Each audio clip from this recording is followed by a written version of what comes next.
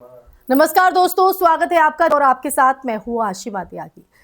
दोस्तों, ये सिर्फ एक जंग नहीं है जिसके बारे में आज मैं बात करने जा रही हूं। ये उस मिथक के टूटने की कहानी भी है जिसे दशकों तक दुनिया के सामने अजय खुफिया ताकत के रूप में पेश किया गया। मोसाद और CIA, दो ऐसे नाम जिनका जिक्र होते ही ऑपरेशन, साजिश और सटीकता की जो छवि है वो दिमाग में बनती थी, आज सवालों के घेरे में है। और वजह है ईरान के खिलाफ वो आकलन जिसने युद्ध को सिर्फ सैन्य नहीं बल्कि राजनीतिक जुआ बना दिया है। तो दोस्तों, आज हम इसी संदर्भ में बात करेंगे, पूरी विस्तार से आपको पूरी कहानी बताऊंगी, वाक्य बताऊंगी। तो दोस्तों, चर्चा को आगे बढ़ाते हैं और इस पूरे मामले को समझने की कोशिश करते हैं कि आखिर इस विषय पर चर्चा करना जरूरी क्यों हो जाता है। दरअसल रिपोर्ट्स के मुताबिक मोसाद प्रमुख डेविड बार्निया ने इजरायली प्रधानमंत्री बेंजामिन नेतन्याहू को युद्ध से पहले भरोसा दिलाया था कि ईरान में सत्ता परिवर्तन संभव है।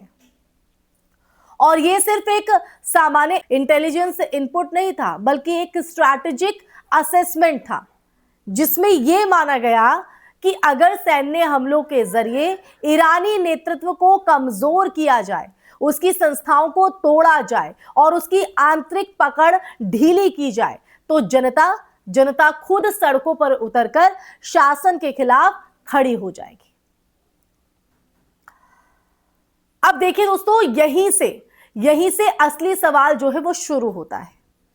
क्या यह आकलन जमीनी हकीकत से जुड़ा था या फिर ये वही क्लासिक गलती थी जो पहले भी पश्चिमी एजेंसियां जो है कर चुकी हैं। आप इतिहास उठाकर देखिए इराक में 2003 का हमला, जहां CIA के विनाशकारी होशियार वाले इनपुट ने पूरी दुनिया को एक गलत युद्ध में धकेल दिया।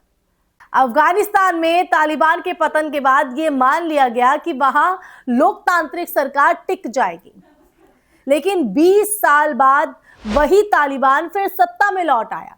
यानी समस्या जो है वो सिर्फ एक देश या एक ऑपरेशन की नहीं है बल्कि उस सोच की है जिसमें ये मान लिया जाता है, ये समझ लिया जाता है कि जो बाहरी दबाव है, बाहरी दबाव से अंदरूनी राजनीतिक बदलाव अपने आप हो जाएगा।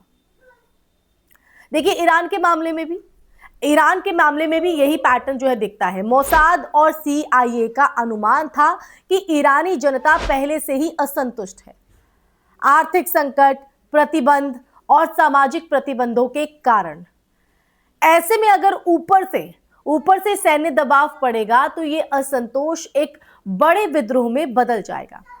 लेकिन ये समझना शायद भूल गए कि जब किसी देश पर बाहरी हमला होता है तो अक्सर आंतरिक मतभेद पीछे छूट जाते हैं और राष्ट्रवाद हावी हो जाता है। यही ईरान में हुआ। 22 दिनों की लड़ाई के बाद भी ना तो सत्ता डगमगाई, ना ही कोई बड़ा जन विद्रोह देखने को मिला। उल्टा ईरानी शासन ने खुद को और ज्यादा मजबूत तरीके से प्रस्तुत किया। अब यही कहते हुए कि यह सिर्फ सरकार के खिलाफ नहीं बल्कि पूरे देश के खिलाफ हमला है। अब देखिए, यहां पर एक और अहम पहलू है जिस पर बात करना जरूरी है, इंटेलिजेंस की सीमाएं। खुफिया एजेंसियां अक्सर डेटा, सर्विलांस और नेटवर्क के जरिए जानकारी जुटाती हैं, लेकिन समाज की भावनाओं, सांस्कृतिक जटिलताओं और राजनीतिक मनोविज्ञान को मापना उनके लिए सबसे मुश्किल होता है। और यही वो जगह है जहां सबसे बड़ी चूक जो है वो होती है। मोसाद और CIA तकनीकी रूप से बेहद सक्षम एजेंसियां हैं। उनके पास साइबर क्षमताएं हैं, सैटेलाइट निगरानी है, ह्यूमन इंटेलिजेंस नेटवर्क है। लेकिन सवाल यह है कि क्या उन्होंने ईरान की सोशल रियलिटी को सही तरीके से पढ़ा? क्या उन्होंने ये समझा कि ईरान में विरोध तो है लेकिन वहां वो हमेशा रेजिम चेंज में बदल जाएगा, या ये जरूरी नहीं है? अब इस पूरे घटनाक्रम का दूसरा पहलू राजनीतिक भी है। दोस्तों, नेतन्याहू की सरकार पहले से ही आंतरिक दबाव में थी। गजा युद्ध, अंतर्राष्ट्रीय आलोचना, घरेलू विरोध। ऐसे में एक तेज और निर्णायक ऑपरेशन का वादा राजनीतिक रूप से अगर हम देखें तो आकर्षक था, अट्रैक्टिव। लेकिन जब इंटेलिजेंस आकलन राजनीतिक अपेक्षाओं के साथ मेल खाने लगता है तो जो खतरा है वो बढ़ जाता है, क्योंकि तब फैसले तथ्यों से ज्यादा उम्मीदों पर आधारित हो जाते हैं। तो दोस्तों, आज जो स्थिति बनी है उसमें न सिर्फ ऑपरेशन के परिणाम पर सवाल है, बल्कि हम देखें तो उस पूरी प्रक्रिया पर भी जिसमें ऐसे बड़े फैसले लिए गए। क्या ये इंटेलिजेंस की विफलता है या फिर राजनीतिक नेतृत्व ने जोखिम को नजरअंदाज किया, या फिर दोनों के बीच एक ऐसा तालमेल था जिसने जमीनी सच्चाई को पीछे छोड़ दिया। दोस्तों, ये जो घटना है एक बड़ा सबक देती है। खुफिया एजेंसियां चाहे जितनी भी ताकतवर क्यों ना हो, जितनी भी ताकतवर, वो अचूक नहीं होती। और जब उनके आकलन पर युद्ध जैसे फैसले आधारित होते हैं तो उसकी जो कीमत है वो सिर्फ रणनीतिक नहीं बल्कि मानवीय और वैश्विक स्तर पर भी चुकानी पड़ती है।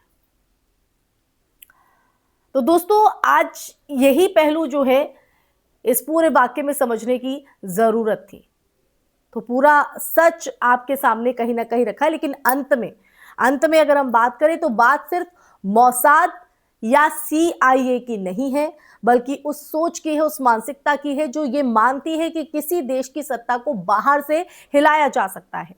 ईरान ने एक बार फिर दिखा दिया कि जमीन की सच्चाई, लोगों की मानसिकता और राष्ट्रवाद, इन सब का जो गणित है किसी भी खुफिया रिपोर्ट से कहीं ज्यादा जटिल होता है। और शायद यही वजह भी है कि दुनिया की सबसे ताकतवर जो एजेंसियां भी हैं वो कभी-कभी सबसे बुनियादी चीज समाज को समझना में कहीं ना कहीं चूक जाती है।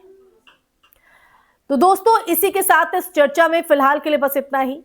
इस चर्चा को सुनने के बाद आपको क्या समझ में आया, इस पर आपका क्या नजरिया है, आपकी राय क्या है, कमेंट सेक्शन में कमेंट करके दीजिएगा अपनी राय। और साथ ही इस वीडियो को ज्यादा से ज्यादा शेयर कीजिएगा, हमारे चैनल को सब्सक्राइब कीजिएगा। फिर हाजिर होंगी ऐसा ही सच का संवाद लेकर। तब तक के लिए अपना ख्याल रखिए। जय हिंद, जय भारत, नमस्कार।